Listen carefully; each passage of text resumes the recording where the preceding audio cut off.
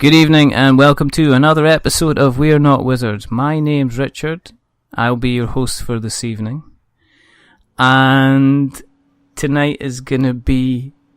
It's like you'd usually call it a quick start and a kickstart, but it's not that. So it's going to be a ho-ho on the go-go. Which is...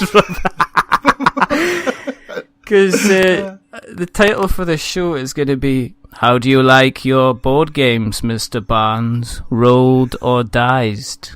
Oh! Do you like that? That's what you did with that. Do you like that? Because joining me tonight is Mr. Mike Barnes, who he's either bits of Who Dares Rolls, but if you see him outside looking smart in a tie, that means he's the UK regional manager for Dized UK. Isn't that right? Yeah, I'm not sure I'll be wearing shirts and ties anytime soon, if I'm honest with you. We're kind of like cool and trendy company, so you know, it's onesies all around or something. Do you have a collection of onesies? No, do you know what? I don't actually own a onesie. However, I did see a Chewbacca one the other day in Primark, and I was kind of tempted. That did nearly tip me over the edge. I was like, I might have to. I think the only trouble with that is that you know you're only going to get about 2 washes out of it, and then you're going to have to put it in the bin. Either that, this is true. Either that, or you have to wear it forever and not wash it at all. Just don't wash it. Get the full Wookiee type sort of odor to it. You know? The musk. Yes. I suppose we better tell these fine people while you're here. Hello for everybody that's joining us for the first time. Thank you for joining and listening. The reason that we do this is quite simply because we, for some reason, don't believe there's enough podcasts out there about board games. Don't ask me why. I've written long letters to myself to try and understand it more, but it's still a thought that goes around my head. And the other reason that we do this, apart from giving big coughs down the mic to poor Mike, is that sometimes you like to get people on when there's something new and exciting in the board game sphere of things. So when Mike kind of was talking about the concept of Dized, I thought, I'll have a chat with him and see what he's saying to it. So this is why we've brought him on here tonight. So, officially, Mr. Barnes, good evening to you, sir. Good evening to you. I know it's taken 5 minutes, but Well, it's like the opening credit sequence of a Bond movie. I don't think we should sing. Who would sing? No, you don't want that. Okay, here we go. First question then. If you had a theme tune, what's your theme tune going to be? What's my theme? What do you hit me with that sort of question straight out the gate? Well, it's not question and answers. It's just a general chat, as I said. It's not. I'm not trying to get anything out of you. Just your theme tune song. My theme tune song would probably be anything from the Derek and Clive albums. We just stop. We can't do this because you know where they go with that. Yeah, no. Well, we'll leave that there. People can go and search on Google. Yeah. Don't search for that. Don't search for that while you're in your office, potentially in a work-based situation, and definitely listen to Derek and Clive when you've got some kind of headphones in. That's all we'll say. Do you know what I mean? Indeed, we'll leave that there. We'll just leave that there for the side, but that's a good start. For me, I think it would probably be the Jackson 5. Can you feel it? Because that's got a good... That's terribly civilised. It is terribly civilised, but I'm not going to say kind of like, I couldn't think of anything witty or funny, but I do like that kind of song. Now, as with all things that we do, whenever we're doing, when we're having a chat like this, we like to find, we call it, it's like a gentle interrogation of the soul. So what we like to do is we like to get the car battery ready. No, what we like to do is we like to find out a little bit about the history. So we're going to have a little bit of a peek back into the past. We're going to have a little bit of a concentrated stare at the tablet of the present. And then we're going to have a little look into the future. But it starts off with a little bit of history, Mr. Barnes. History? Yes. Yeah, you expect me to talk, do you? I expect you to die. No, no. I expect you to dized off. Right, I should have said. dear, messed that up. We nearly had it. We did it. No, it was close. We could run it again, but then it would involve editing, and it involves kind of matching up the sound waves and stuff like that. That's a lot of work. It is, and it's not a very funny joke. It wasn't that good a game. Nah, it's not worth it. It's not worth it. It's not worth it. We'll move on. Yeah, but how did you start venturing into this world of lovely coloured bits of paper and cardboard? Well, yeah, the cardboard world. Mine, do you know what? From very early days, if I'm honest, I always was interested in board games anyway. And probably my earliest memories of board games is stuff like the early Games Workshop stuff. Mm-hmm. So we're talking 1980s output, stuff like the Judge Dredd board game from Ian Livingstone. Oh, yeah? Okay. That was pretty cool. That was kind of, I was a big 2000 AD reader anyway, so that was kind of mashing together great things. So yeah, Judge Dredd, all the Chains of Warrior, all the early GW stuff when they were back in the day when they were producing board games. Yeah. So definitely that's my earliest, probably proper hobby board games. I mean, it was playing all the usual stuff. And I did that it was well into that. Then that kind of digresses into the whole miniatures stuff. 40k eventually, and Space Hulk and all that sort of expensive toys. Did you have a large collection of like Space Hulk? I did. Yeah, you know what? I had my job at the time. So I'm kind of moving out of school years, teenage 20 years, early 20s. Yeah. I had a job of incredible amount of disposable income. So yeah, I had a lot of stuff. How many? Everything. How many? I think I had about 3 or 4 armies of 40k. I had squats, which are little dwarves, marines, orcs, and I painted all. How did I find time to paint all this stuff? Then I had the epic stuff we went into, so I played that, and I had a friend of mine who was obsessed with it as well. So there was 2 of us just kind of feeding each other's addiction. Like 2 just junkies, it wasn't a healthy relationship. Oh really. My goodness! Like two what's the phrase? Like 2 spent swimmers that drowneth in their art. It was indeed, yeah. It was like train spotting, but with more meeples. I did a train spotting joke a long time ago when Kevin Young was on the show, and it did start off with like, "Can I choose life?" You know, and obviously I was able to do it because I'm Scottish, so it sounded. Well, yeah, you can do that very well. It did actually sound kind of not too bad. So, did you do the usual, and did you take a break from your tiny little figures to do other things? Yes. Or did you stay within the hobby and embraced it even further? No, you know what? I did have that falling out of thing. I mean, I stuck with it for a while. That went from Games Workshop, a lot of RPG stuff. I kept the RPG thing going. A bit of vampire, a bit West End stuff. So all like Star Wars and Ghostbusters and all that sort of gubbins. I remember my obsession was Leading Edge. They did the Aliens board game. Wow. Which I had all of that and the miniatures they published with it, which to my dying day, I will now be the biggest regret is I sold that. When my youngest, my firstborn came along, we were looking for, along with a lot of the 40k stuff. So that went, and to my dying day, I'm going to regret selling that bloody game. So let me get this straight. In order to fund things for your firstborn child, yes, you sold some board games. I did. This is some time in the past now, so I'm almost over it. I mean, have you questioned your ability to love your cardboard again? I mean, that sounds like a shaky ground. It is. I mean, this is before I was back into the hobby, so this was kind of this is before I was. I don't think it would happen now. He would have been absolutely stuffed. I think, frankly. You could have gone out and bought like something like Mechs and Minions, and then used the lid of the box. Indeed, he could just set in that, couldn't he? He'd be fine. He'd be well happy. Yeah. Yeah. So no, I did. I was well into it, and then probably 90s, I got a job. I worked for Nintendo, believe it or not, of all the weird and wonderful things. All right. Okay. And I was working for them in the marketing department. I ran their hotline, which was this really call center. Yeah, if you know anything of ancient history of that, but there was a call center that you'd ring up Yeah. Nintendo with. At the back of your instruction book of your Zelda or whatever would say, ring us, speak to the games counselors. Yeah, it was. I used to ring them all the time. I think I used to. It was fantastic, and it was Zelda: A Link to the Past. Yeah. There we go. And So yeah, it was always how to get from the light world to the dark world, or there was a couple of things you could never get back, or why can't I defeat this boss? And it's like, well, have you got the fire wand? No. And that was that. So yeah, it was. Yeah, wow. How long did you do that for then?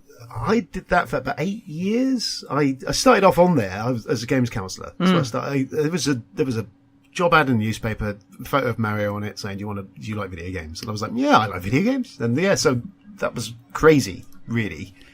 Just doing that. I did that for probably about 4 or 5 years before I moved on to the marketing department. But how did it work? Did you just play did you specialize in specific games, or did you have like big books full of knowledge that you just, because I always had a view when I phoned up that there would be a guy sitting at a desk and behind him there would just be A4 folders just full of kind of like Nintendo facts. It's not a million miles away from the truth. And you would just turn around and grab it. Well, when we started, there was a core team of 7 of us started, all at the same time.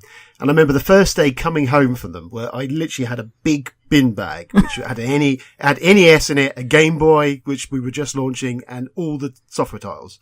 And I mean, I was still at home at the time. I mean, my mum was just looking at me like, what's this? And like, this is homework. I'm doing work. This is my job. And we had, I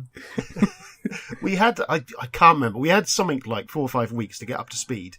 They're the American hotline, but we didn't really have anything from them. So we literally took a game each and just broke it down, played it, completed it, and worked it out. And that's pretty much what we did. And it's really the only issue of all of this. It has ruined video games forever for me, because I've been doing this for 5 years, and you got this mindset of the quickest route and how to tear down a game to complete it and do it. I can't play a game just for joy anymore. It's still there at the back of my head. Is this sort of this Terminator type need to kill this game? Where are the exits? Yeah, no. I want your claws, your boots, and your motorcycle. What's your name? What's your daddy do? So yeah, we did that. So most of it was we wrote the manuals ourselves. We wrote them out, and they were all in big lever arch files. There was no computers back then, really. It was all done, written out, photocopied and stuff. But most of it we knew. We just knew. We'd done it so many times, and most people most of it was like a photo recall. We could kind of you get the call and you'd know exactly what someone was going to ask you about certain games. So you didn't even half the time even look at the manuals. You knew it.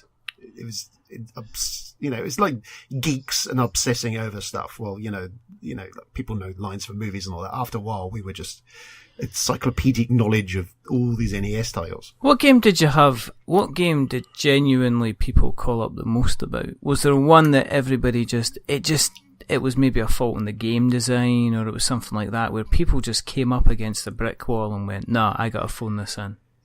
I mean, all the classics did. There was often we'd get calls about Rygar, if you ever remember Rygar, which was a sidewise scrolling kind of Castlevania type thing. Yeah. It had a whippled axle. I can't remember. I mean, and people it was impossible to beat. It was a horrific game. I think it was one of them we never really finished because we were like, oh my God, this is awful. But we used to get a lot of calls about that, and you're just like, oh man. What do you want me to say? It's all to do with physics, man. Use your fingers, timing. It was reaction. That was back in the day where you used to get you actually just used to get like credits. You didn't have save states. No, you had like 3 lives, and that was your lot. You didn't have patches. If a game went out and it was like there was a glitch in it or something like that, that was it. You were stuffed. It's broke. That's it. Sorry, guys. You just have to kind of get on with it. You have to just live with it. I remember playing lots of Spectrum games and realising some of them had kind of shipped a bit buggy. I remember the best one. I think. Yes, I remember the best one was the speaking of Vistas Schwarzenegger, is the Total Recall Spectrum game. that it kind of had a really troubled development, and I remember if you put a code in on the high score screen, it changed the entire game and called it Total Rewrite. Yeah, the old days of the old hack codes and all that. It's fantastic. So you moved from being on the phones to doing the marketing, and then at this time are you getting back into the hobby again? Are you still standing about in the periphery? Or are you going like, no, give me the console games, please? Yeah, I was knee deep in it at that point. I mean, it was weird because there was I went to the marketing. We did have a period of time. At one point in time, we actually had Games Workshop came to us at the offices, and I can't recall what on earth it was about, but there was some sort of license or something we were going to do. Oh. And that kind of got the spark of it, because I remember speaking to one of the guys saying, I've got all this stuff at home. And he was kind of glazing over, going, oh, what, really? What's that? It's like, well, this is ancient history now. So, yeah, I was still well not into it. I mean, a friend of mine in Portsmouth, where I used to live, had a comic book shop, Mundo Comics in Portsmouth, if anyone knows that. And it was like a weird kind of Cheers-ish, everybody knows your name type place you went into. It was a very weird time. It's nuts. And I used to kind of live between there and working.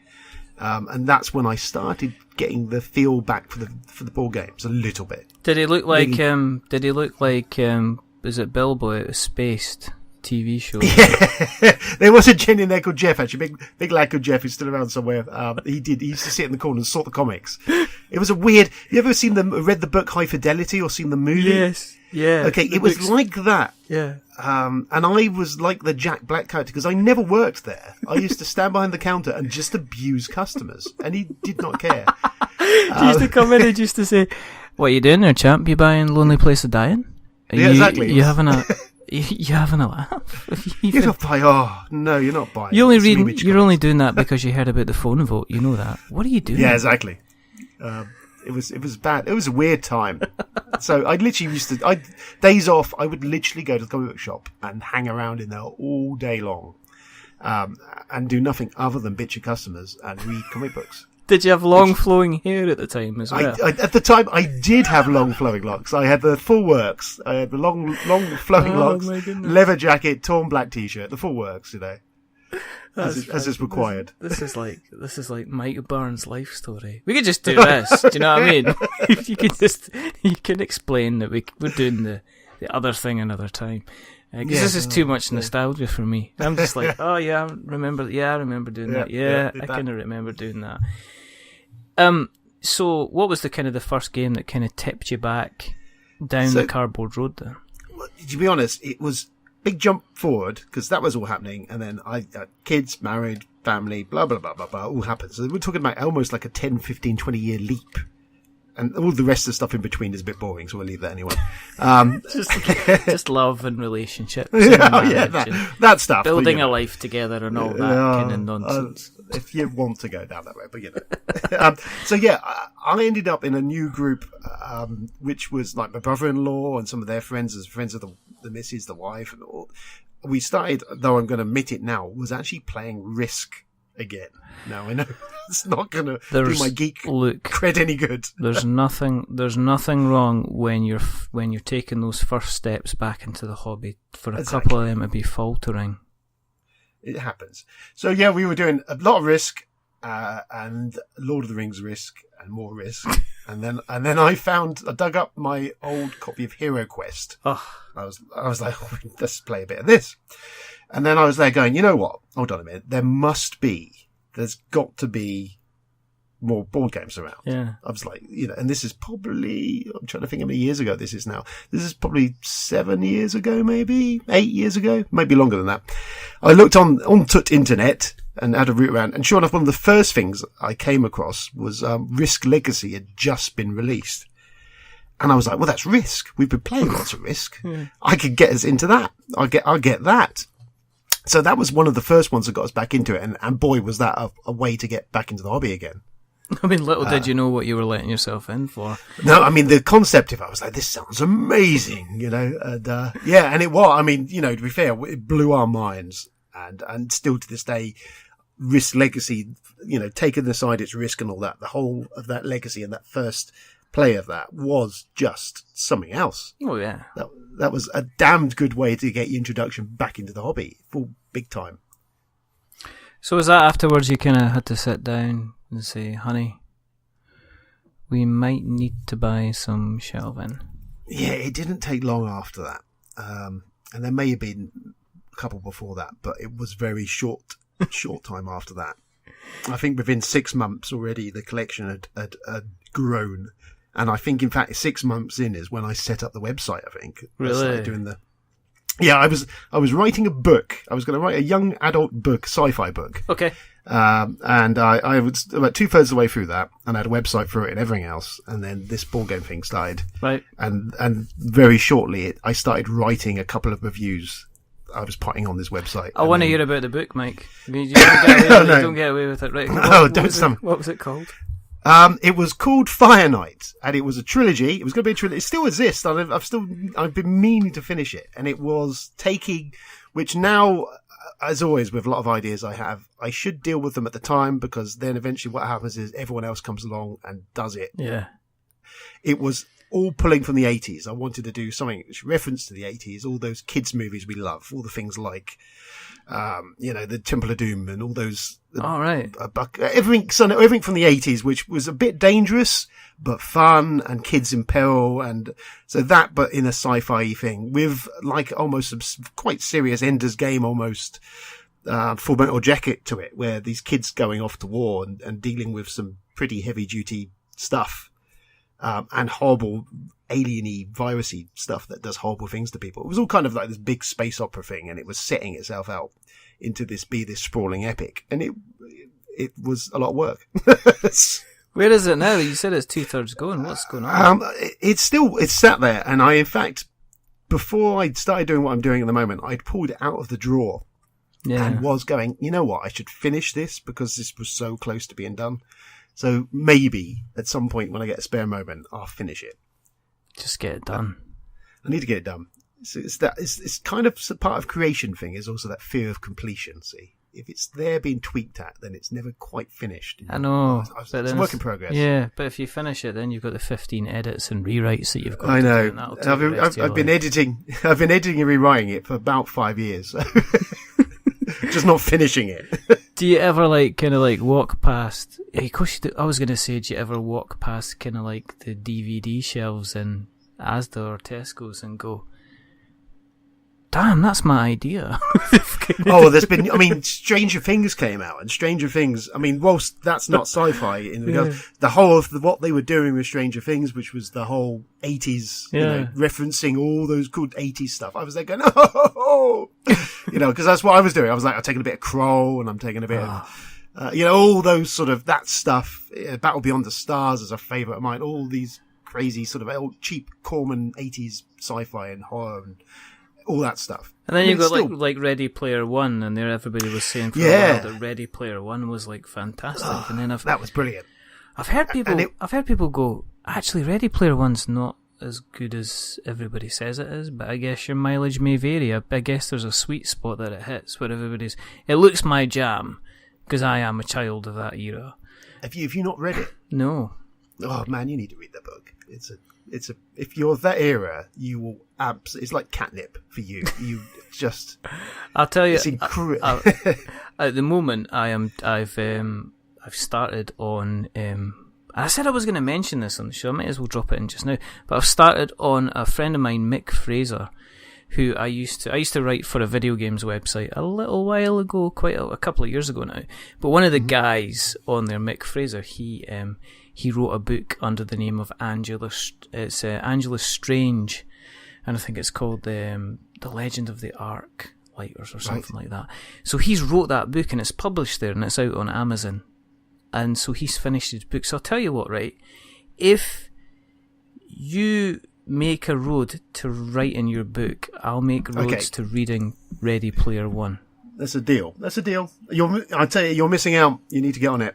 It's if you're anyway geeky, involved in the 80s and all of that D&D and video games of that era, it's the only book I still carry around. It's one of those ones where if I go away for some period of time, either for business or something else, I'm travelling, I always take the book with me. because I just read it. It's one of those I can dive in and out of. I'm going to have to... I'm usually the person that's telling people to go ahead and go and get things and buy things and stuff like that, but it looks like you're trying to persuade me, Mr. I would. Barnes, it's a good couple of quid. It's well worth grabbing. It's a great book. It is a great book. Whatever people say. I'll get it on Amazon. It'll be like a penny. Yeah. It'll be a penny and it'll be like $1.78 to ship it out to me, so... as Amazon do. Of course, as we say, other marketplaces are available. Terms and conditions on request.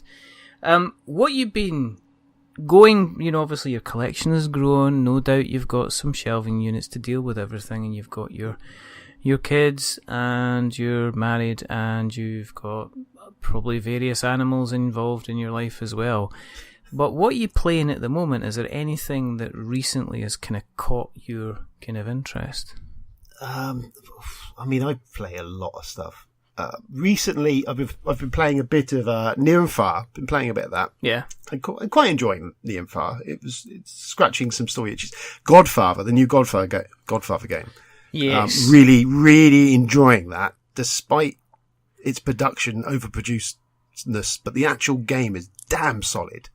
Really good game. Why is it overproduced? What makes you say it's kind of like overproduced? Well, my only two annoyances with the Godfather game, as I say, it's a fantastically well-designed game. Yeah.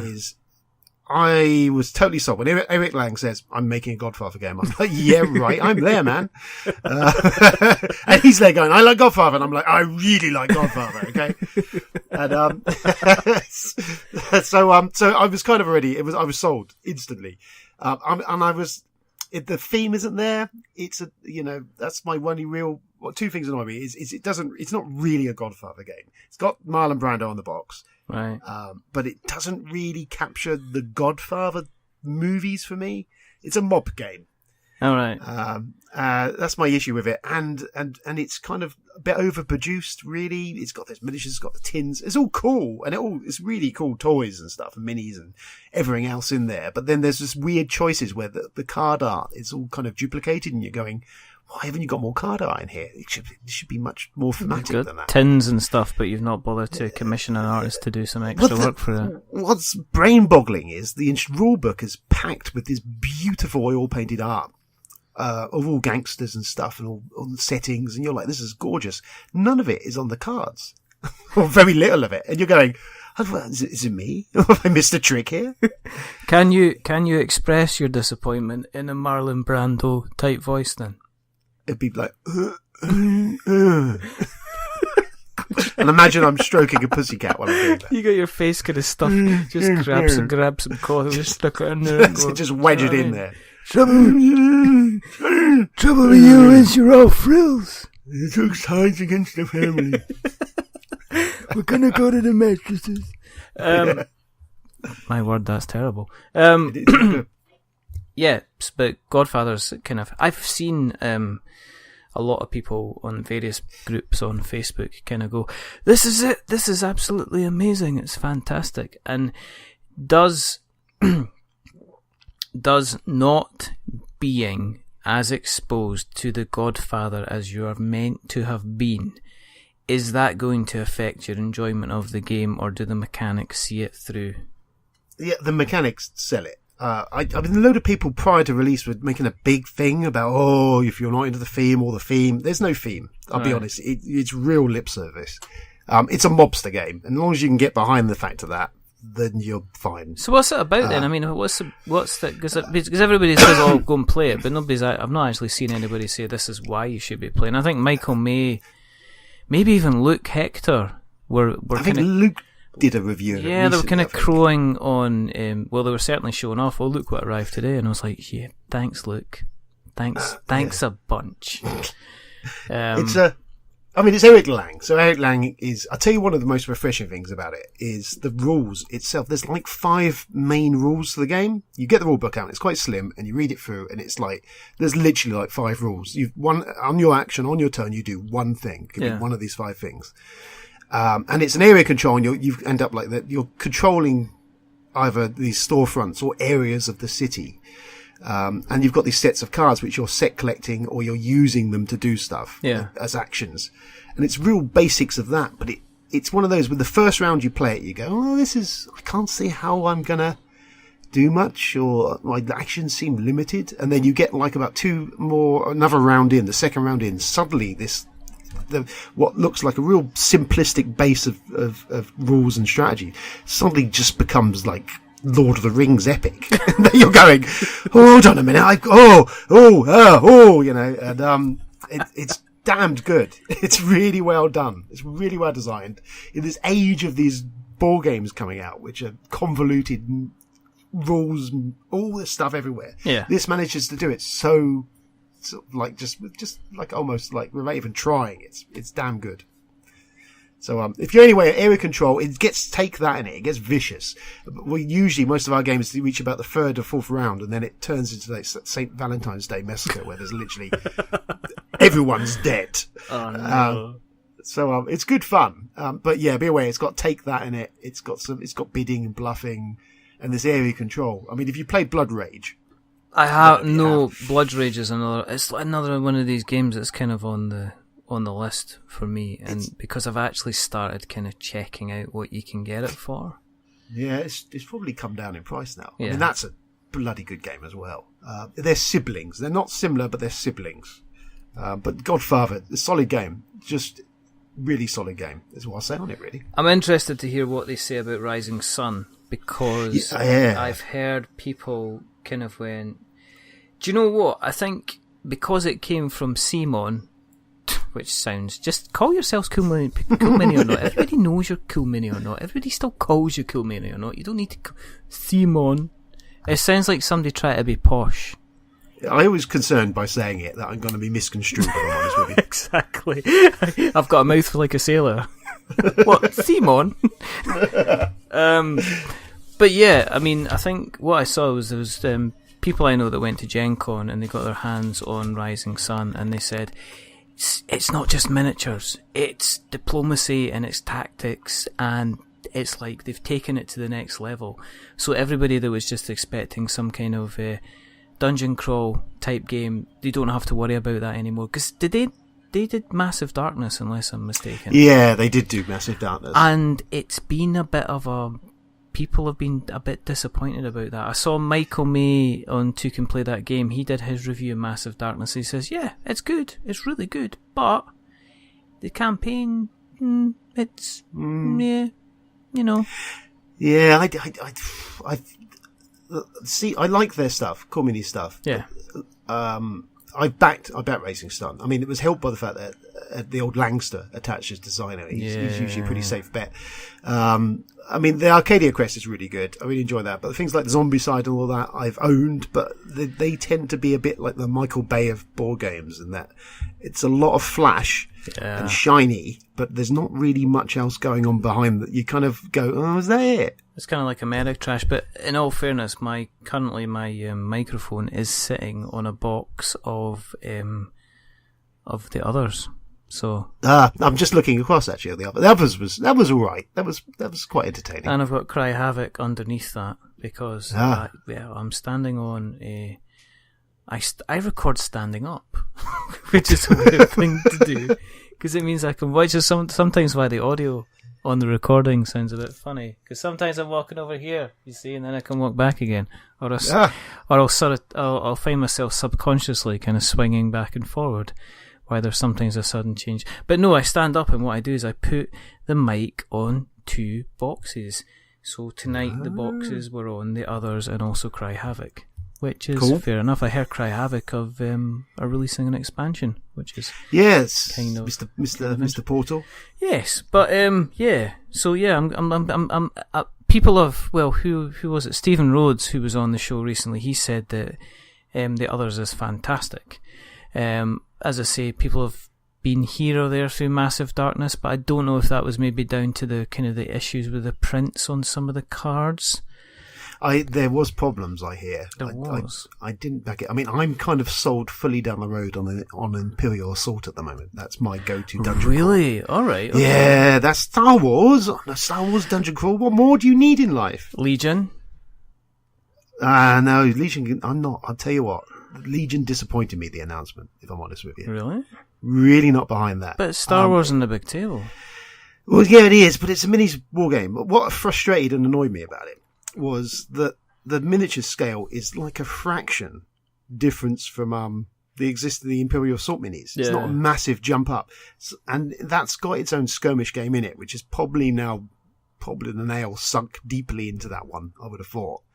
I don't know. It just seemed a bit of a cash grab that you think, well, you probably could have just used the mini scale we've already got, and then everyone could have used what they've already got and then bought extra.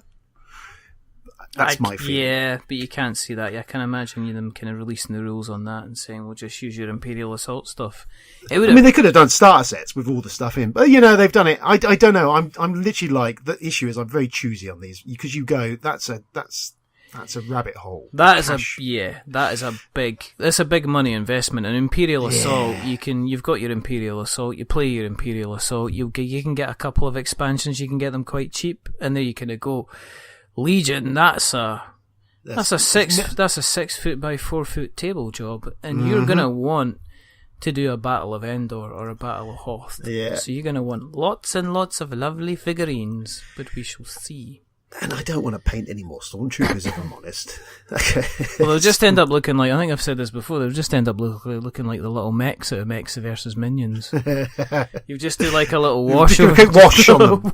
That's a good game as well, by the way. Mechs versus Minions. I picked that up recently. I was well impressed with that. I've talked far too much about Mechs versus Minions that actually Riot Games have got in contact and said, guys, stop talking so much about Mechs versus Minions, because otherwise we're going to have to give you some money. So, I really like Mechs versus Minions Riot Games.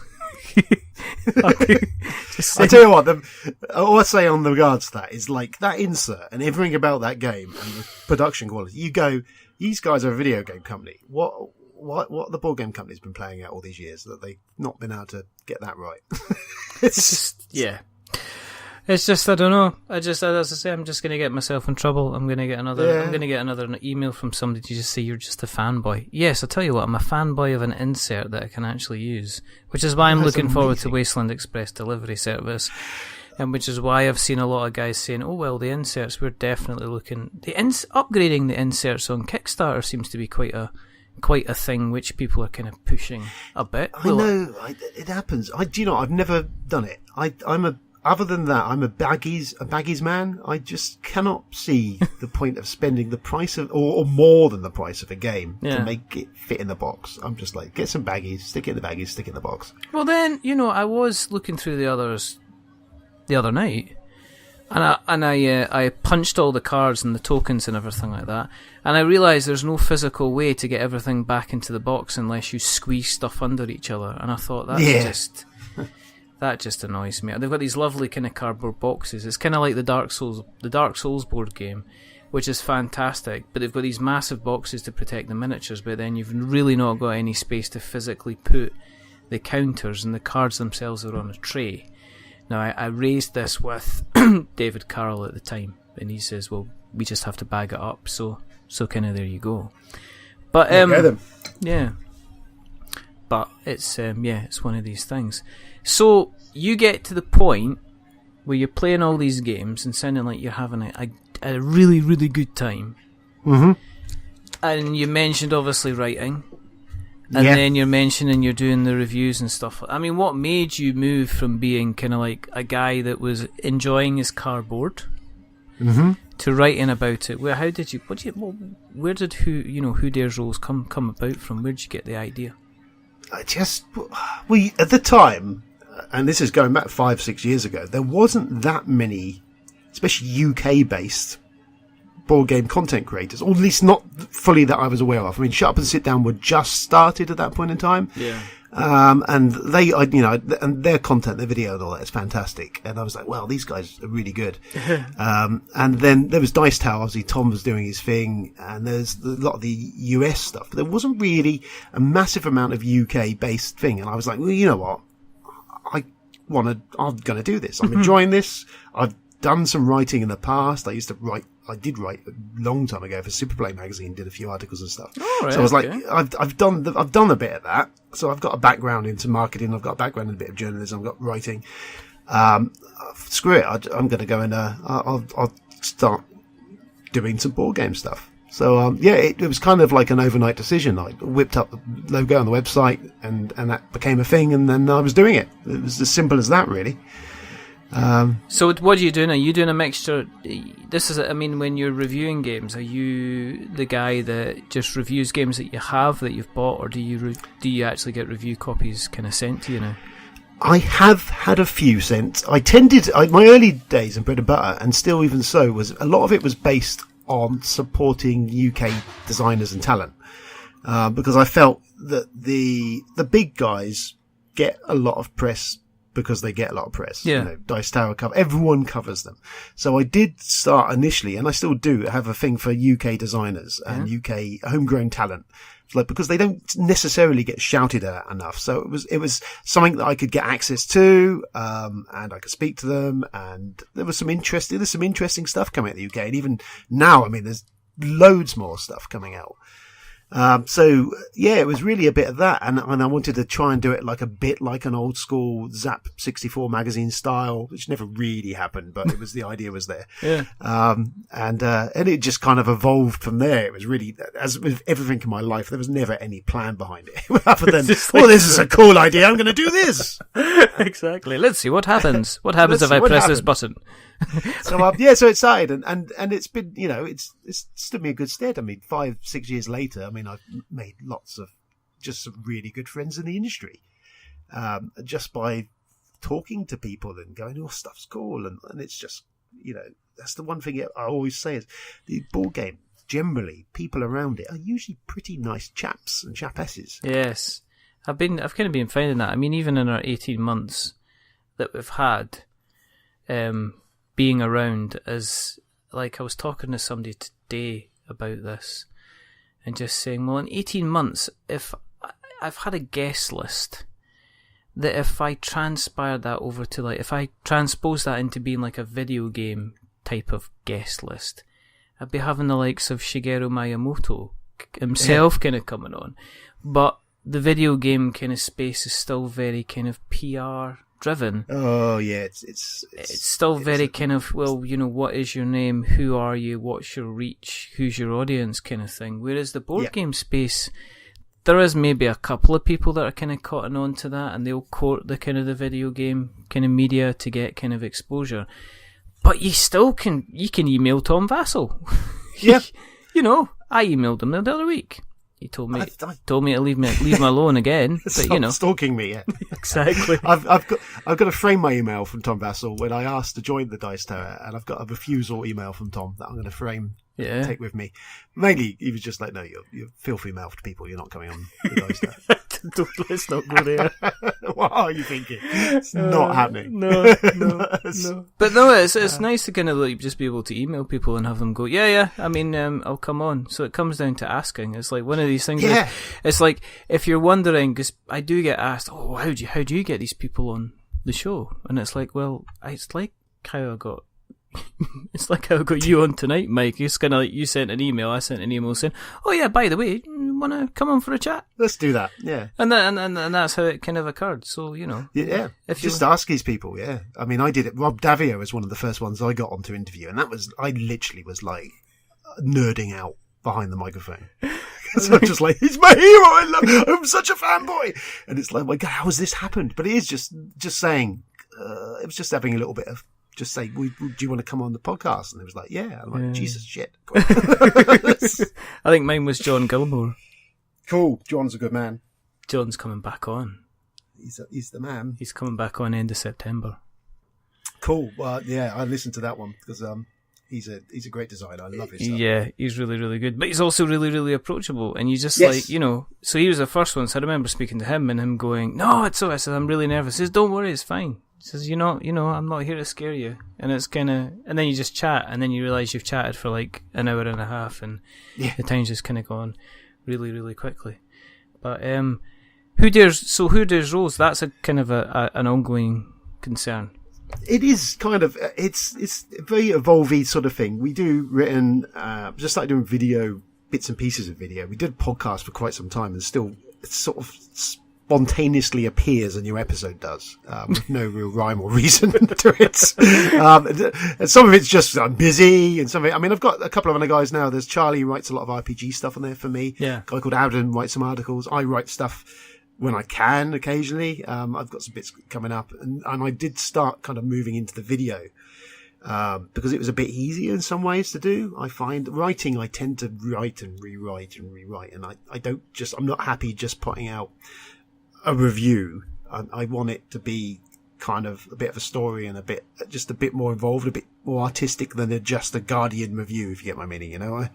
Yeah, I mean, I think it's very, very easy to fall into the review trap where you just say, okay, here's an introduction, which says, but does it fulfill all these kind of needs? Let's find out, kind of thing. Yeah. And then here's the mechanics, and then here's the kind of the roundup. And I think that's kind of why the guys like Sit Down, Shut Up and Sit Down kind of did quite well, because they took that and they turned it on its head and says, well, let's actually just go outside and do a video.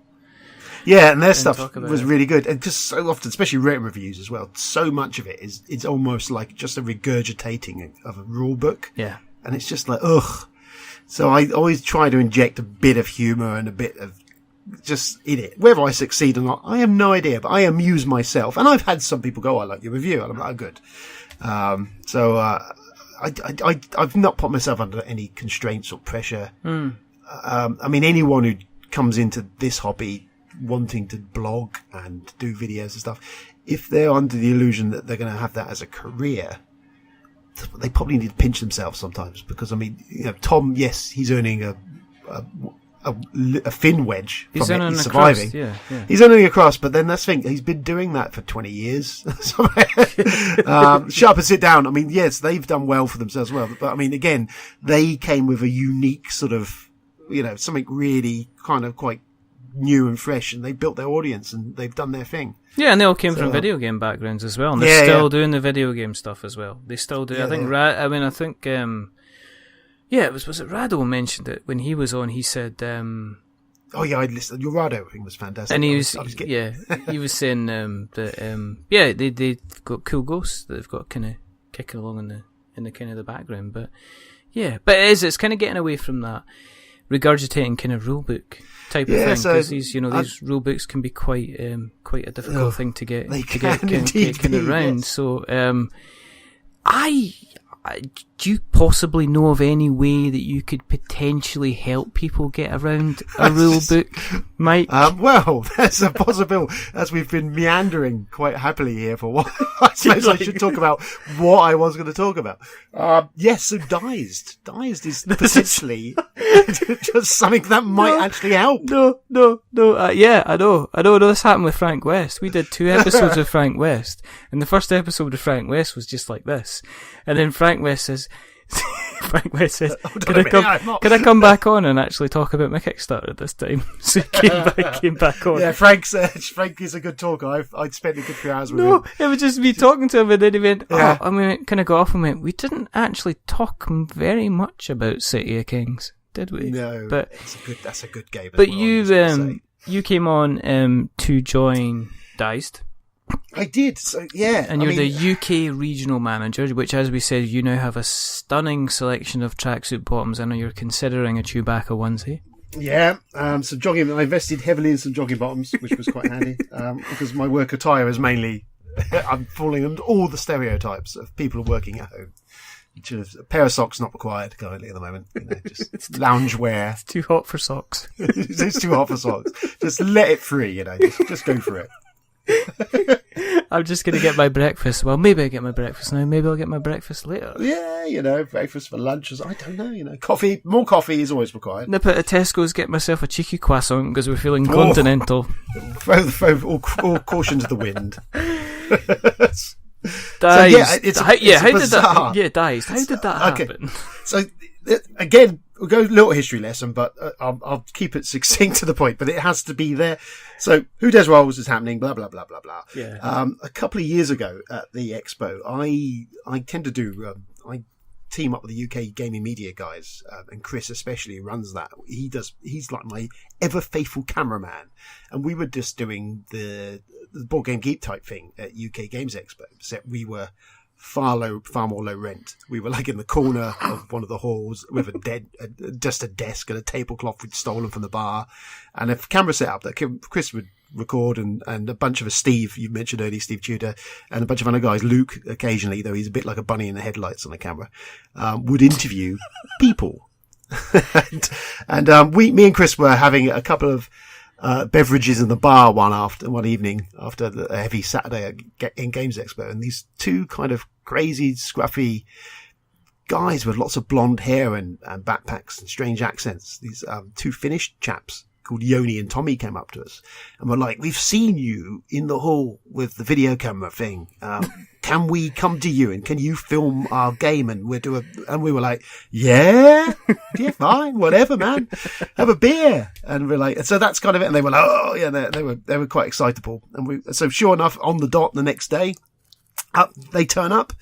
And Yoni and Tommy, and they've got Race to the North Pole, which is the board game they're designing at that point in time, with a very early version of this Dized app they had even back then. Mm-hmm. And the game itself is fairly simple, it's more of a family weight game. It's quite vicious. The rotating board was pretty cool, though I referred to it constantly as a spinny thing, which I think Yoni was about ready to stab me.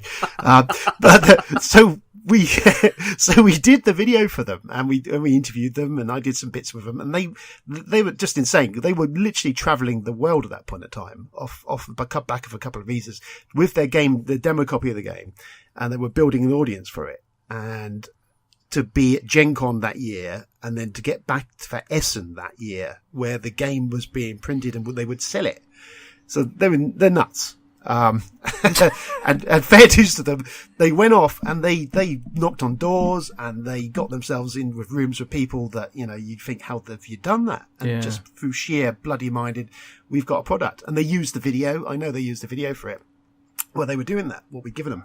And I kind of felt that was the end of it. You kind of think, well, cool, those crazy Finnish guys, off they go. But they kept in touch. Yeah. Sent me the copy of the game that they've travelled around the globe with, which I've got as a treasured possession now, because it's got more air miles than I'll ever have in my lifetime. So you just thought that chapter was finished? Yeah, you kind of meet people at these things, and you give them a hand up, or you try and do that, and you just, you give them, it happens, and you just think that's it. But they kept in touch, and the next year, they invited us and said, actually, you and Chris, thank you so much for doing the video for us. It's really helpful.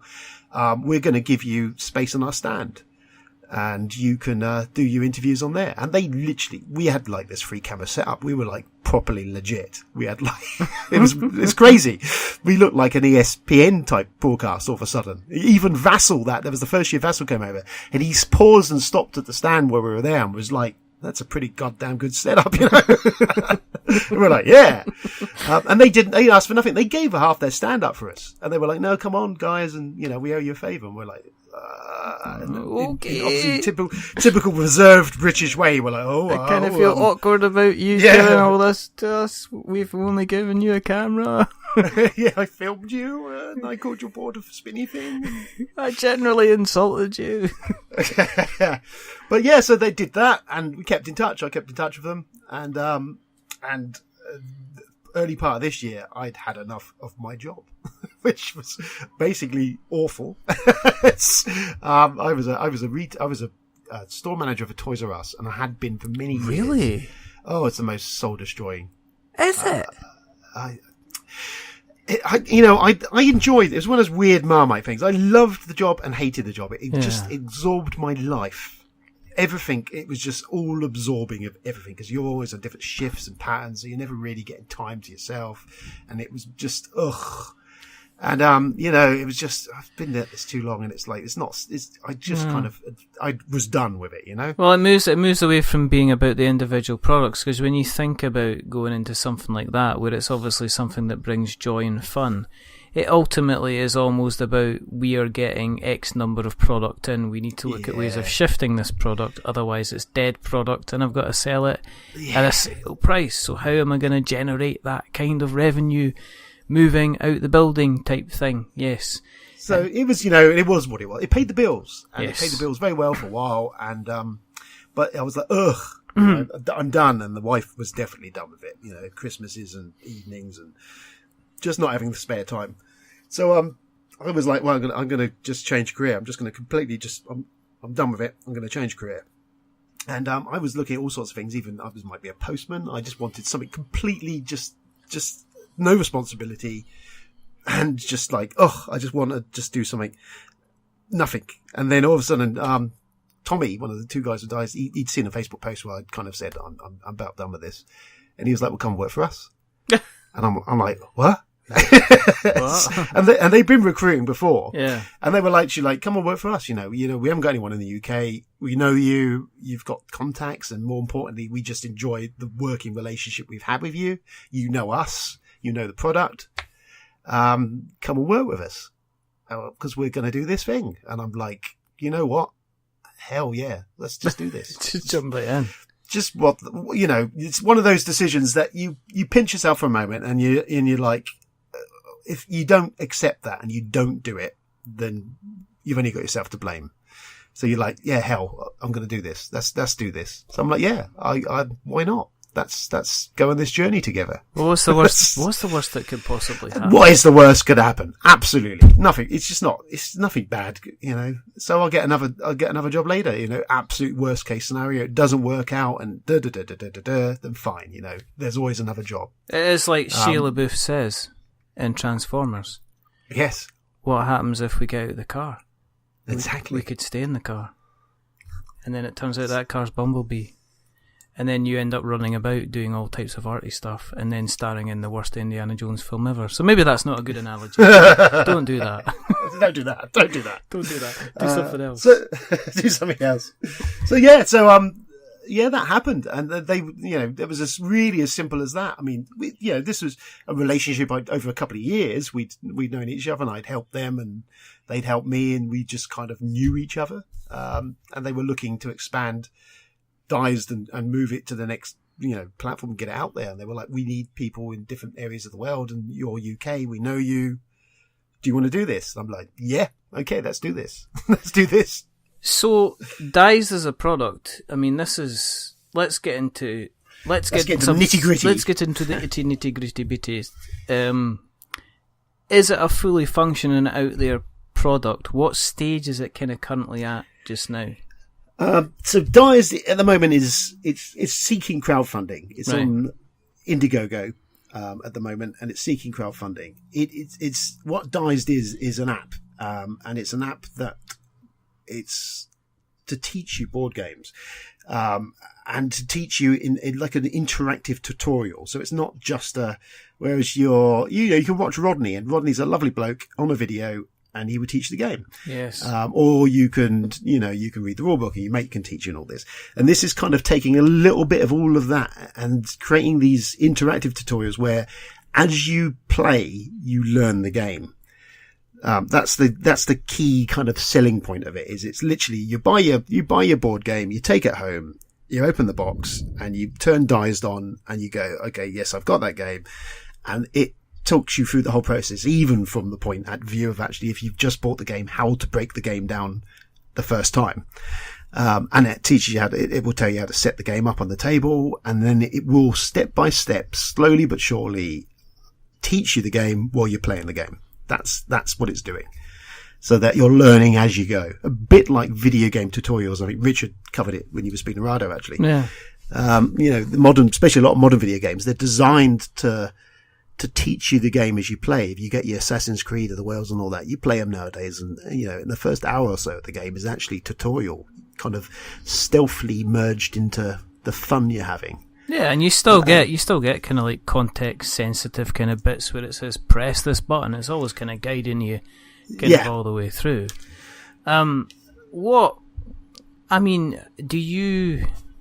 Do you regularly use the app yourself? I mean, what kind of stage is it? Is it fully finished? Is it fully functioning? Can you do you muck around with it yourself and play test it?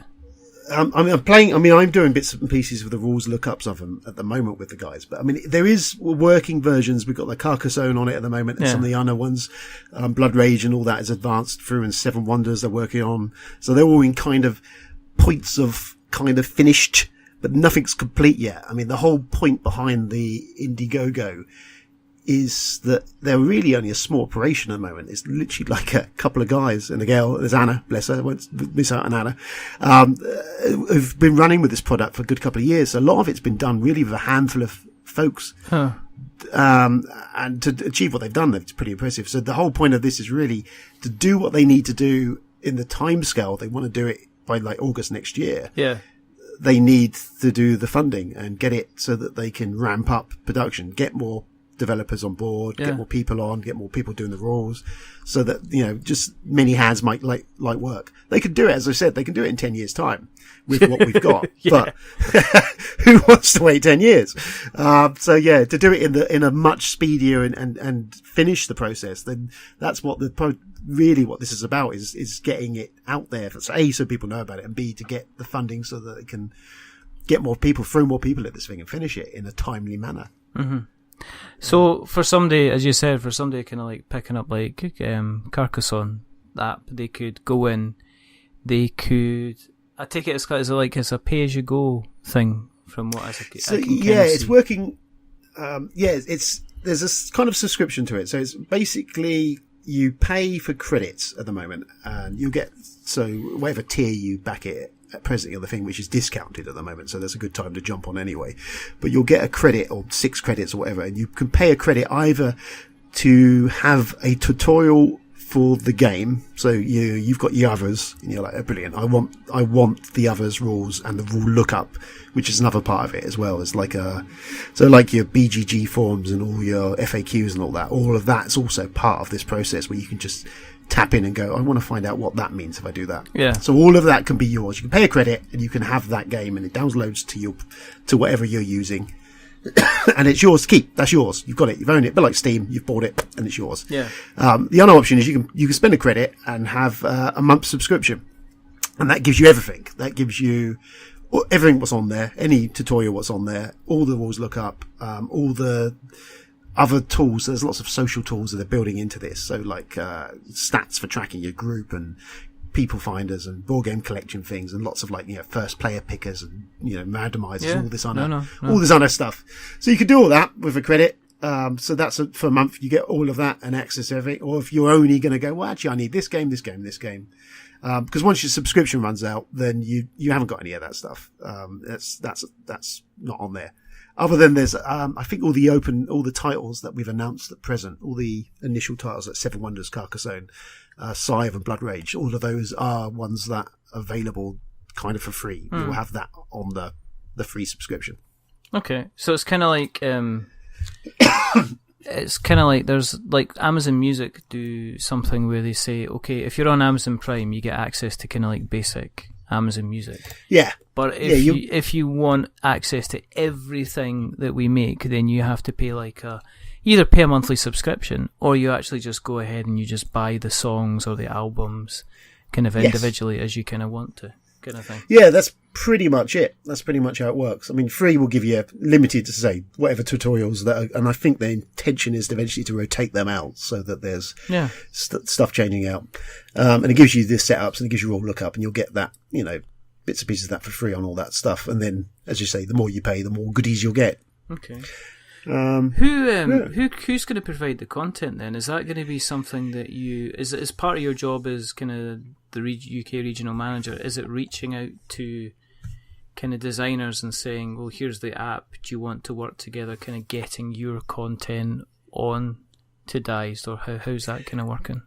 It's a bit of all of that. I mean, they're developing at the moment, because all of it's in-house currently, and it's quite, at the present, they're designing the rule tools to make the process a lot easier to do. Yeah. Because the initial first few games have all been like hard coded, sort of from scratch, which is highly intensive. That's a lot of work. It's a lot of work, and especially for a small party. So what they also, hand in hand with that, have been developing this tool that will allow you to create these tutorials without the pain of doing what we've been doing. And so that's what the part is. Eventually what we'll do is publishers or designers can, if they want to do their route, go there, get that tool, and they could sit and do it themselves. Okay. Or we will do it as well for them. Now, I don't know the ins and outs of fully of. There's going to be some money involved in that, but so yeah. But yeah, that's the way to do it. At the moment, we're doing all of that in house, and that's the rules lookup and everything. And it's quite initially you go, oh, that's fine, and then you actually, when you think about breaking down a game, even something as simple as Carcassonne, what's the steps required to do in the first few rounds? So A, I learn the game, and B, I'm playing the game. Yeah.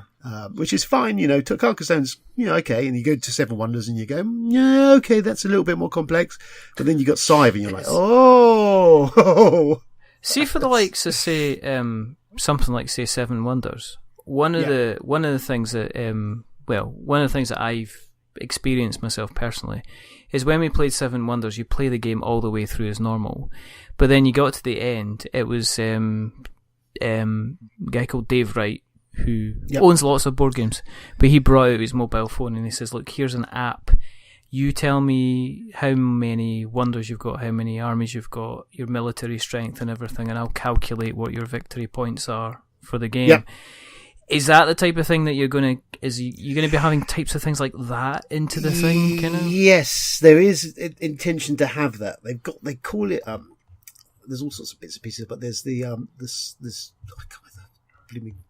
got to be all sorts of apps to it. And part of it, I know that I've been speaking to Yoni and Tommy, and Yoni's got a plan that he wants that sort of stuff to be that it will calculate your scores at the end of the game, because exactly, especially Seven Wonders is one of those. It's painful. It's like algebra. You've played that game and you're like, oh, that's been quite full on, and then you're like, well, now we've got to do some math, boys and girls.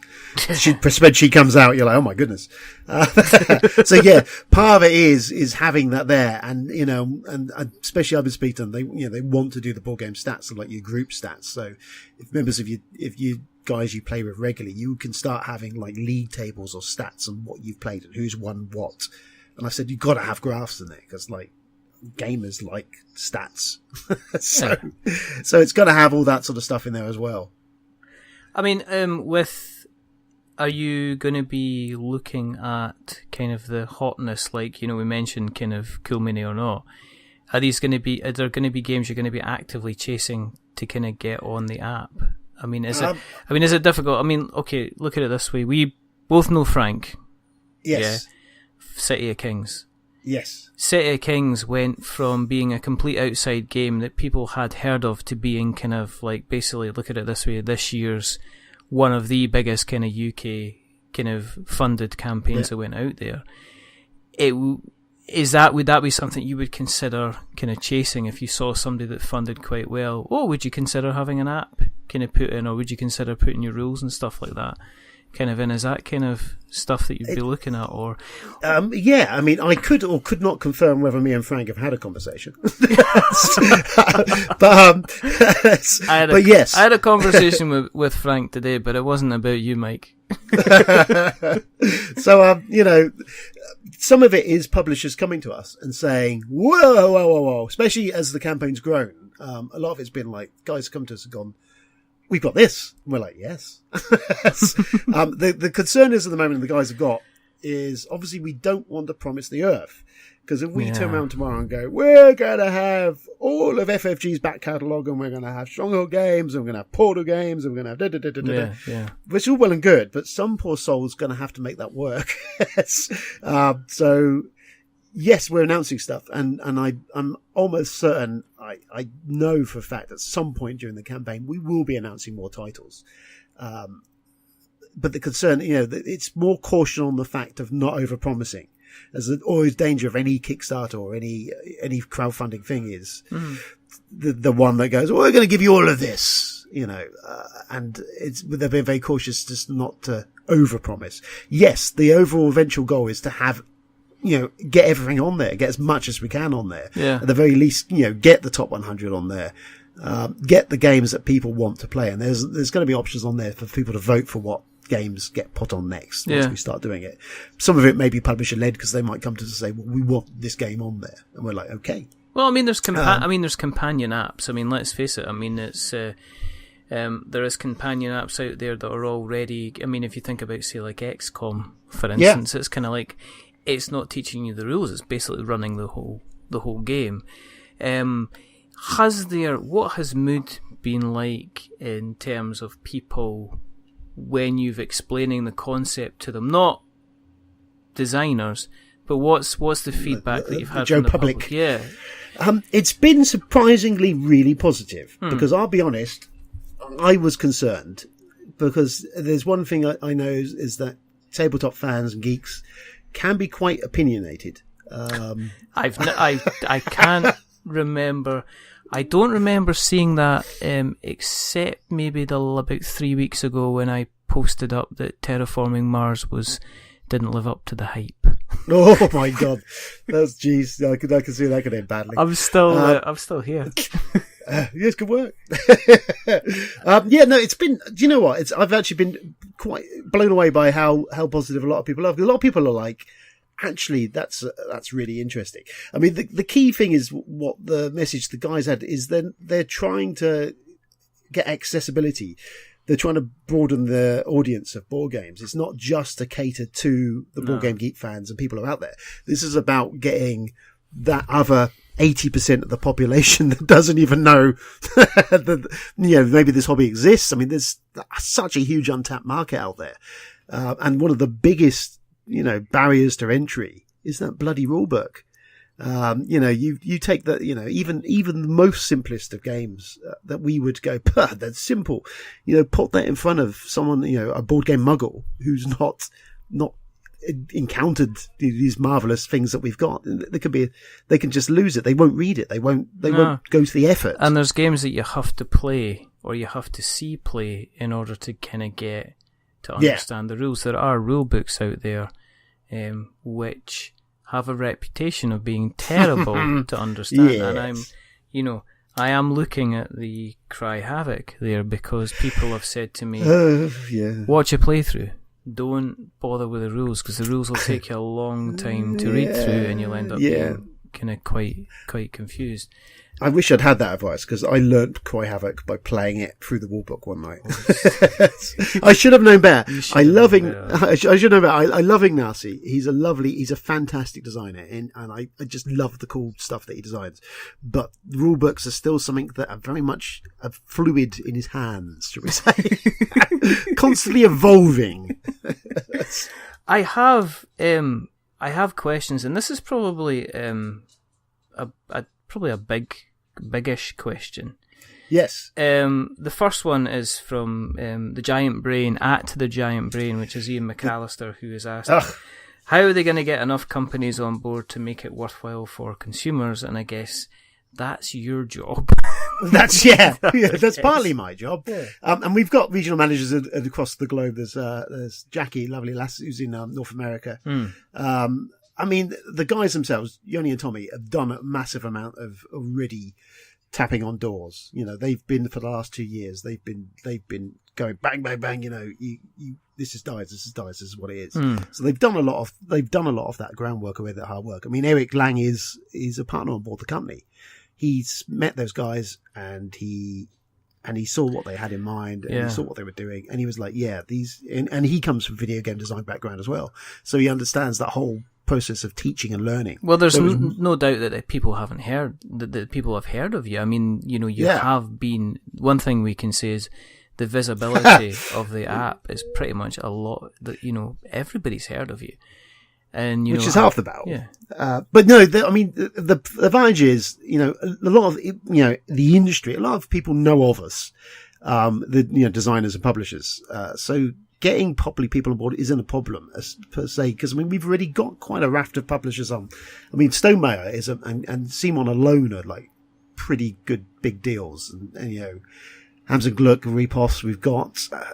There's lots of guys already there, and so every day there's the possibility for more people. As I say, we're cautious not to go running around going, we've got all of this. Yeah. Because, you start building expectations for people. There's a lot of stuff we'd love to have on there.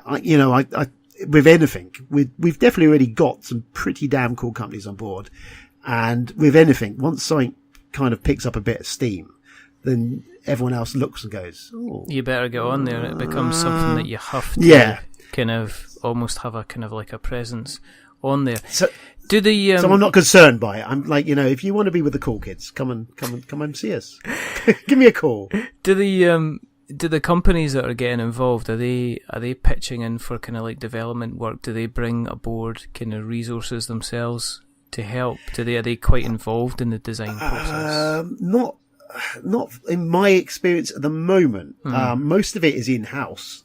However, we work alongside them, so we are working on the stuff, and then we'll go away and we'll go to Jamie, at Stone or someone, and go, well, look, this is Scythe. This is how we're working on this. This is how this works. Yeah. And so they're signing off on these things, going, oh no, I like that, or I don't like that. Or we might well be going, okay, how are we going to get this to work?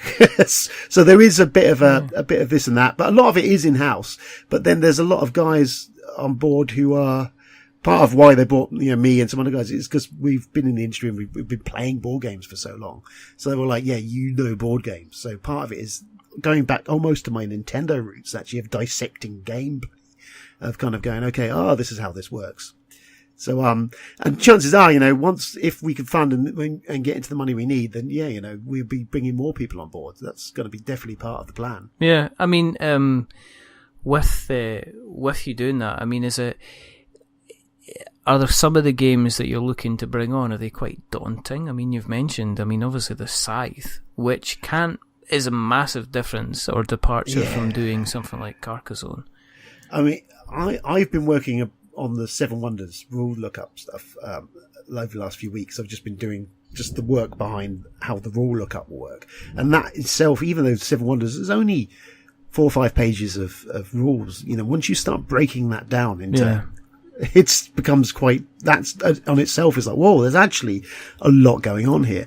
So yeah, I mean, Scythe is definitely, of our current crop of stuff we've announced, is probably the most daunting, because that's a hell of a game. It's the exceptions to the rules. It's explaining, like, for instance, when you are when you're upgrading, say, like a section on your mat, what actually happens once you've done that? What do you get access to? What happens with the kind of the happiness index when that goes up? What happens when this person attacks against this? What actually rules are you following for the kind of the battle and stuff like that? So it can be, I can see how it can be quite complicated. That's a little bit more complicated. I mean, the cool thing about it is, even Jamie, when he designed Scythe, part of his thing actually was built into that was this play as you learn mentality, though. I mean, I don't know if you've played Scythe or whatever, but I mean, it's got it's got a couple of cards that came with it, which were like, do this on your first couple of turns. So even he'd already been thinking about, getting you playing and getting you learning as you go. So that's been the advantage with that, is that Jamie, from a designer, had come at it from that angle to a point himself. Mm-hmm. So it's a case of, that was quite a nice sort of point to come at it ourselves from. We get there. I mean, with anything, it's just trying and error and going, okay, what's the path? There's a route through here to get to this point, and then we spread and go from this point to this point. Mm-hmm. But every day's a school day. Yeah, yeah. I mean, interestingly enough, the biggest elephant in the room kind of thing is the funding platform, which seems to have gained pretty much the biggest kind of feedback that I've seen. In fact, that's one of the questions that Rory asks is, he says, first of all, it's Rory J. Summers, friend of the show, and all round just really decent guy. He says he backed it today, so he's back. Thank you, Rory. Then I will say, decent chap that you are. He is a decent chap, and he says he'd be curious as to why they went with Indiegogo over Kickstarter. I said I know the answer to this question. I did see you knew the answer. So shall I let you have first pop? Oh yeah, do you want to see what I'm going to say and you're going to go? I saw a conversation on Facebook, which is why I know. You might know the answer to. Yeah. It has got something to do with the use of Kickstarter of a platform based on the country of origin that the business is in. Yes, that is definitely one of the main. Which is why when the likes of, say, Mantic and Steamforge Games originally started to do Kickstarter, they had to register themselves as US companies, because when they went into Kickstarter in the beginning, it was actually illegal for companies to be able to, in the UK, to be able to crowdfund and use a game or an item as a reward. It's to do with something laws regarding investment. There was some weird. So I believe that in terms of, there was two reasons. I believe that one of the reasons was because Dized is a Finnish company, that there was some potential administration issues with regards to that. And also secondly, I believe it was because of the level of support that Indiegogo was offering over Kickstarter. How's that? Yeah, that's pretty good homework assignment. Yeah, you pretty much nailed it. If you're a Finnish company, you can't run a Kickstarter. The only way to do it is setting up a shadowy, a front company somewhere in a region that will allow you to do it. So that's just more. That was one of the things, but that isn't necessarily if you want to do it, you're going to do it. So that's not going to stop you running on it. Most of it is related to what at the time Indiegogo were offering in regards to the flexibility and what they were offering behind the scenes and what we could do with the thing. Whereas Kickstarter tends to be a case of, you can do what you could put it on there and then they kind of that's it. They don't really, as far as I'm aware from my dealings with it and understanding, is they don't really have any further involvement. It's we've approved your project, off you go. As long as you don't step out the realms of what you should or shouldn't do, that's pretty much, other than when it comes around to payday, is where their involvement is. Whereas Indiegogo have been very much involved behind the scenes, leading up to the launch of the project. They've been, advising and supporting and doing stuff with the guys. So it's kind of collaborative effort.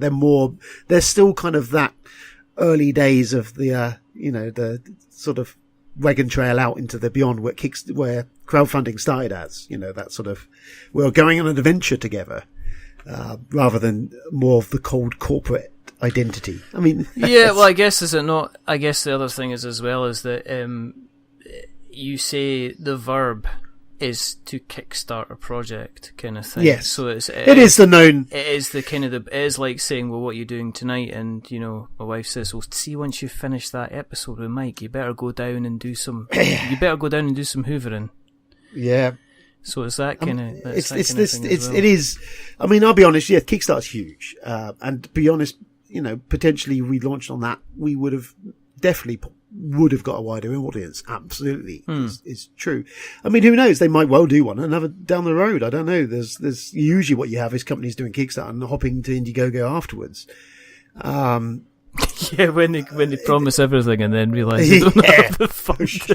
Oh God! Okay, quick, we need some more money. Exactly. You can follow our campaign on. I'll spell it for you. It's here. INDI.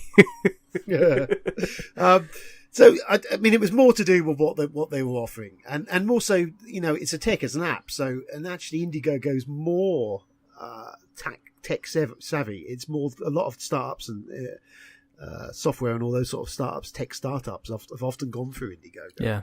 And it can't be bad. Dice Tower use it and so does Rodney. So that must tell us something's going on down there. Exactly. How did you get involved? What kind of levels are you looking at in terms of the pledge? Because it works differently from Kickstarter in that when you pay, you're paying, basically. Yes, so you pay. The lowest tier we've got is $9 is the lowest tier, which gets you 6 of these credits that we spoke about earlier, and gets you the support badge, which is a digital badge, and vote tokens that you can use. And then that's the lowest tier. So, and that equates, at the moment they're saying that, it's about 70% off of what that potentially is going to be when it launches a year from now. So there's quite a discount on it.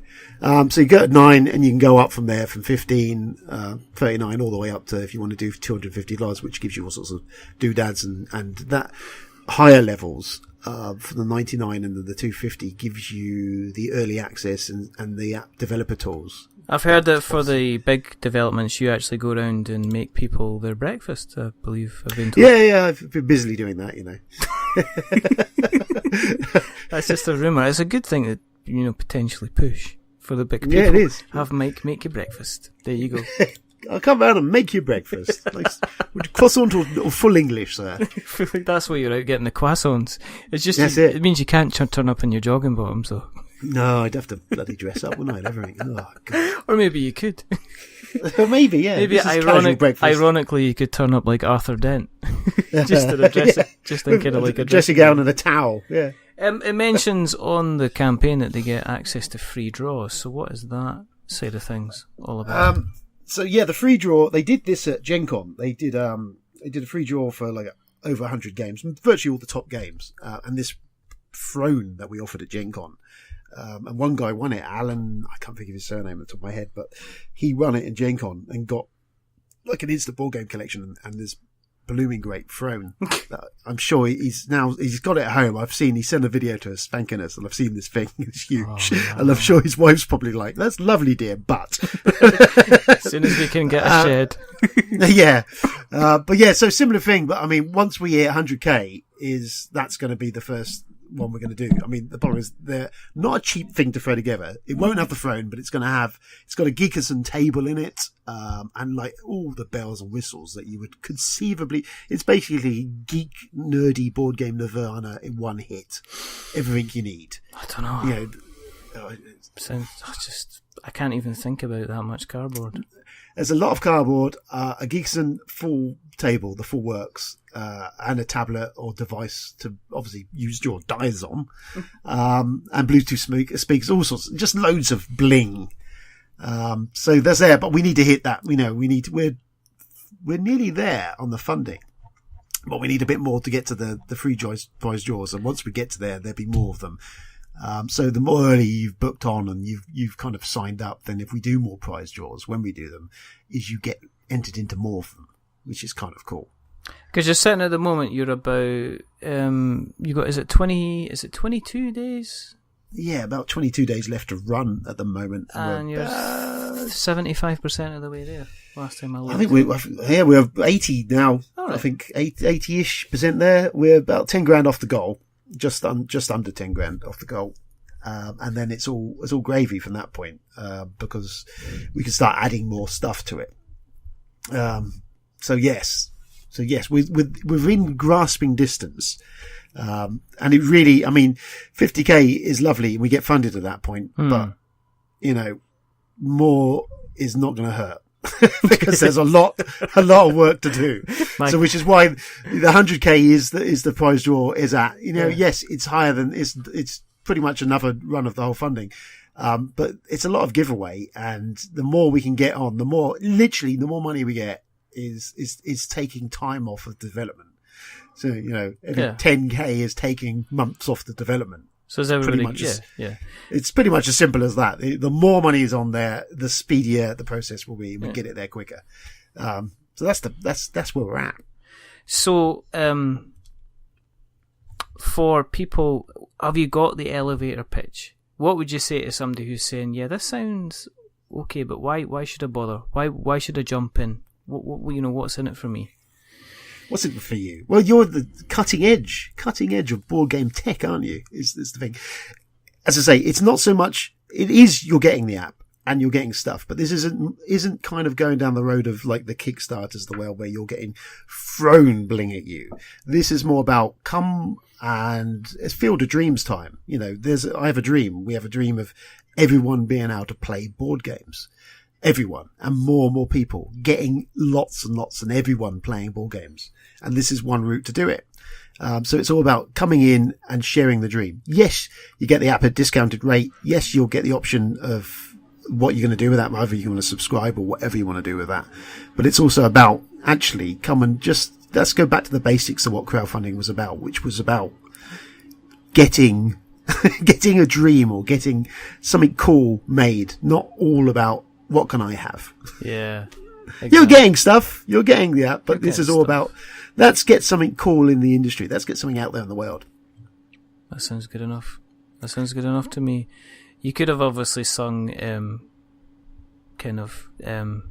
Gene Wilder, Willy Wonka and the Chocolate Factory. It was nearly there. I thought you're almost there. I thought you were just going to go, come with me and you'll be in a world of pure imagination. Like that, and then everybody would just, curtains would go down and the spotlight would come on you, and that's definitely getting edited out.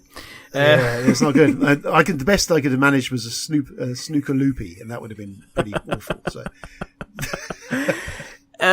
No, but I mean, it's one of these things. It's one of you could be in at the beginning of something, or you could be playing kind of catch up kind of thing. The premise behind it, the number of times I've seen a 4-hour game night, and the first hour and a half is spent kind of going through the rules, and people back checking the rules, and people arguing over the rules, and having to actually stop and stick Rodney on a video just to kind of watch it through, kind of thing. So and more apps are kind of, apps are happening. People are playing board games on their phone. They're playing board games on their tablets. They're using, I think it's Mansions of Madness has got its app. I think you've got XCOM, as we mentioned as well. So I think there's always going to be resistance, because people say, I like my cardboard. I don't like the electronic stuff getting involved because it might take my soul.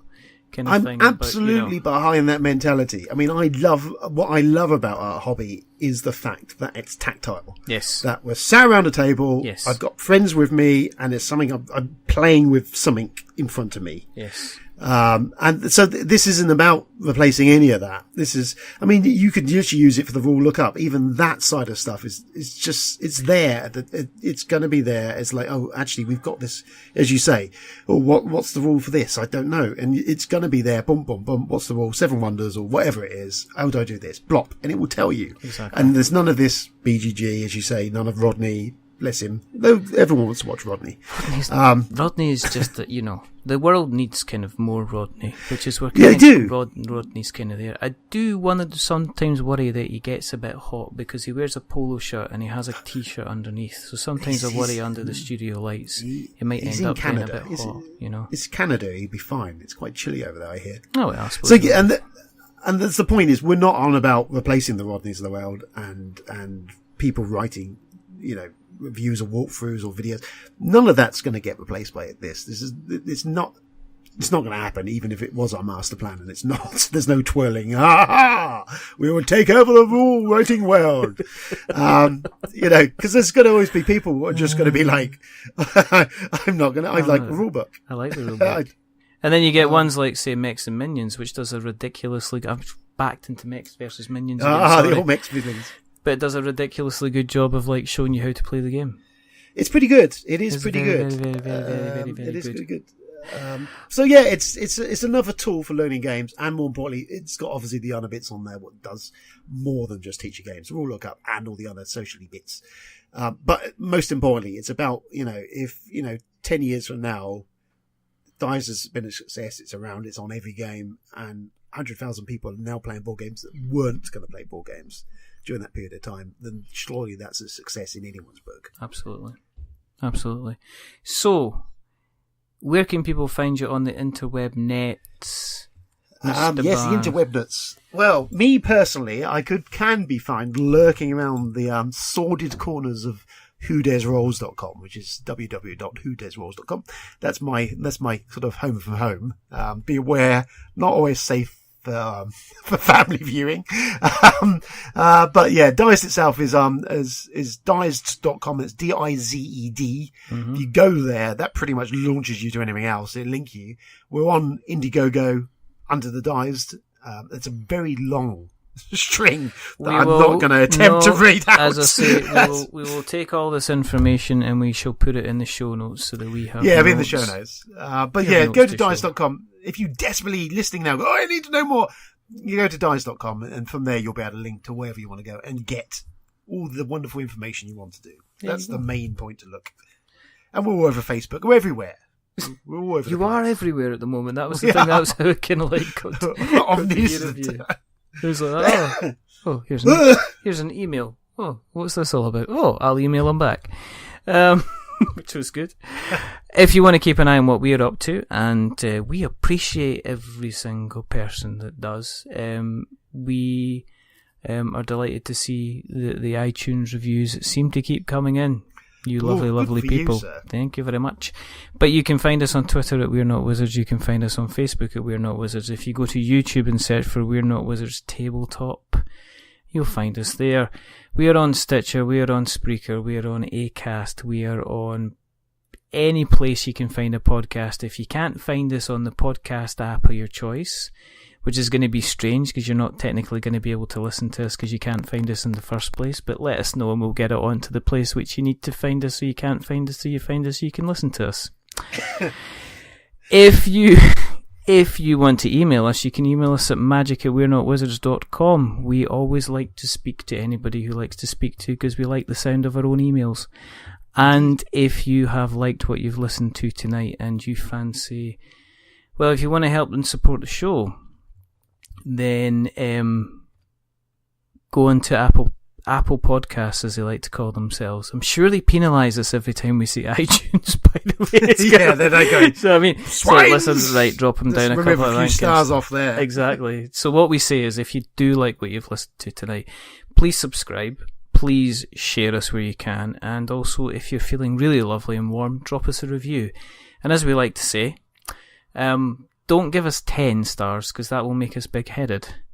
But don't give us 1, because that will make us cry. Give us somewhere in the middle, like a 5, because it's average. And we are decidedly average.